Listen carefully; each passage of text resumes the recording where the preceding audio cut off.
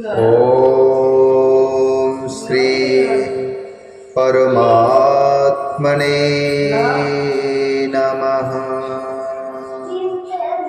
चैत्र मास कृष्ण पक्ष की पाप मोचनी एकादशी का महात्म्य। युधिष्ठिर ने पूछा, हे भगवान, फाल्गुन शुक्ल पक्ष की आमल की एकादशी का महत्व मैंने सुन लिया है, अब चैत्र कृष्ण पक्ष की एकादशी का क्या नाम है, यह बताने की कृपा कीजिए।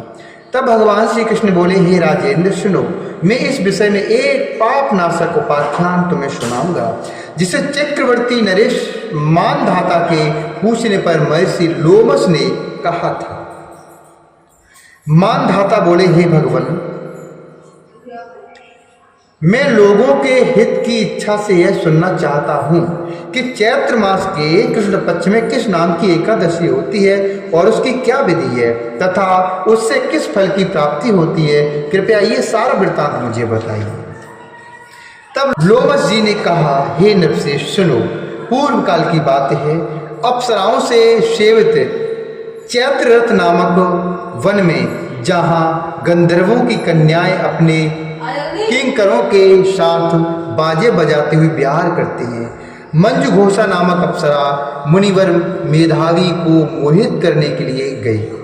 वे महर्षि उसी वन में रहकर ब्रह्मचर्य का पालन करते थे।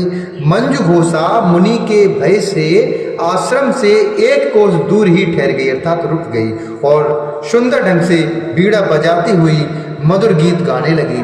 मुनि श्रेष्ठ मेधावी घूमते हुए उधर जा निकले और सुंदरी अप्सरा को इस प्रकार गाना गाते हुए देख करके सेना सहित कामदेव से परास्त होकर बरबस मोह के वशीभूत हो गए। मुनि की ऐसी अवस्था देखकर मंजू घोषा उनके समीप आई और बीड़ा नीचे रखकर उनका आलिंगन करने लगी। मेधावी भी उसके साथ रमण करने लगे। काम बस रमण करते हुए उन्हें रात और दिन का भी भान न रहा, उन्हें रात और दिन पता ही नहीं चला। इस प्रकार मुनि जनोचित सदाचार का लोभ करके अप्सरा के साथ रमण करते हुए उन्हें बहुत से दिन व्यतीत हो गए। मंजू घोषा देवलोक में जाने को तैयार हुई। जाते समय उसने मुनि श्रेष्ठ मेधावी से कहा, हे ब्राह्मण, अब मुझे अपने देश जाने की आज्ञा दीजिए। मेधावी बोले, देवी, जब तक सवेरे की संध्या ना हो जाए तब तक आप यहीं मेरे पास ठहरो।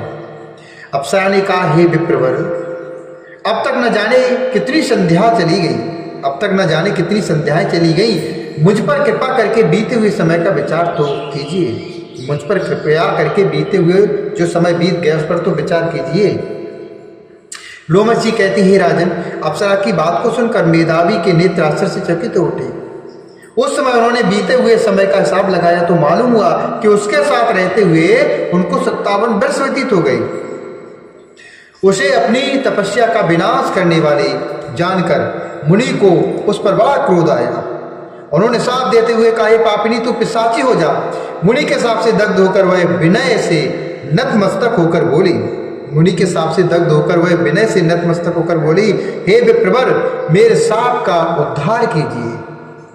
7 वाक्य बोलने या 7 पद साथ साथ चलने मात्र से ही सत्पुरुषों के साथ मैत्री हो जाती है। हे ब्राह्मण, मैंने तो आपके साथ अनेक वर्ष व्यतीत किए हैं, अतः हे स्वामिन, मुझ पर कृपा कीजिए।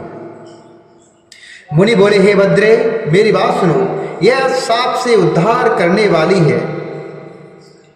मुनि बोले, हे भद्रे, मेरी बात को सुनो, यह साप से उद्धार करने वाली है, क्या करूं? तुमने मेरी बहुत बड़ी तपस्या नष्ट कर डाली है।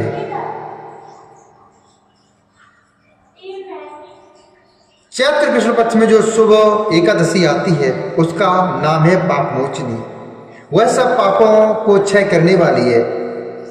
हे सुंदरी, उसी का व्रत तुम करो और अपनी इस पिशाचता से दूर हो जाओ। ऐसा कहकर मेधावी अपने पिता मुनिवर च्वेन के आश्रम पर गए और उन्हें आया हुआ देखकर च्वेन ने पूछा, हे बेटा, यह क्या किया? तुमने तो अपने पुण्य का नाश कर डाला है। मेधावी बोले, हे पिताजी, मैंने अप्सरा के साथ रमण करने का पातक किया है। कोई ऐसा प्रायश्चित बताइए जिससे पाप का नाश हो जाए। तब च्यवन ने कहा, हे बेटा, चैत्र कृष्ण पक्ष में जो पाप मोचनी एकादशी होती है उसका तुम व्रत करो, और व्रत करने पर व्रत करने से पाप राशि का विनाश हो जाता है। तो इस व्रत को तुम करो और सारे पाप राशि का विनाश करो। पिता का यह कथन सुनकर मेधावी ने उस व्रत का अनुष्ठान किया और इससे उनका पाप नष्ट हो गया और वे पुनः तपस्या से भरपूर हो गए। इसी प्रकार मंजू घोषा ने भी इस उत्तम व्रत का पालन किया। पाप मोचनी का व्रत करने के कारण वह पिशाच योनि से मुक्त हो गई और दिव्य रूप धारण करके श्रेष्ठ अप्सरा होकर स्वर्गलोक में चली गई। हे राजन, जो श्रेष्ठ मनुष्य पाप मोचनी एकादशी का व्रत मन से करते हैं उनका सारा पाप नष्ट हो जाता है। इसको पढ़ने और सुनने मात्र से ही शस्त्र गोदान का फल मिलता है। ब्रह्म हत्या, स्वर्ण की चोरी, सुरापान और गुरपत्नी गमन करने वाले महापातकी भी इस व्रत के करने से पाप मुक्त हो जाते हैं। यह व्रत बहुत पुण्यमय है। बोलिए श्री हरि नारायण भगवान की जय।